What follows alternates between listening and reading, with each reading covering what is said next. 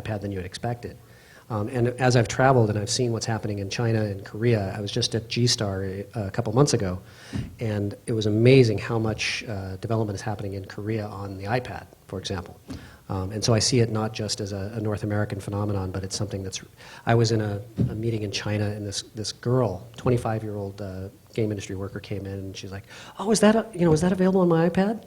And when you see a younger, Chinese middle-class consumer who's talking about which games can she get on her iPad, you see that tablet experience, I think, being richer and more global than we might think.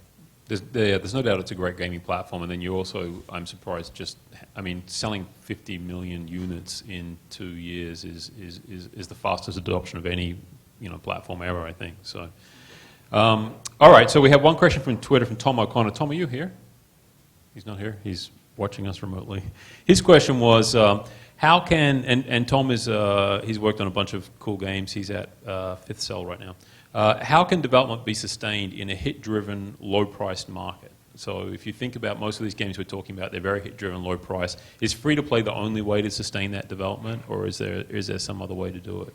I mean, you see some people like EA and Gameloft and folks like that who don't traditionally do free-to-play seem to be able to keep positive momentum with their titles by charging for them and occasionally discounting them. Are they the only people that are able to pull that off right now? Actually, so I guess it depends on what you define as being a viable option. Because I'd actually claim that you don't have to have a hit title to be viable. I don't think any of our games I would classify as a Tier 1 success. Tier 2 success, sure. Profitable, grows along, pretty good margins and everything, but I mean, you can grow a double-digit person company out of that and not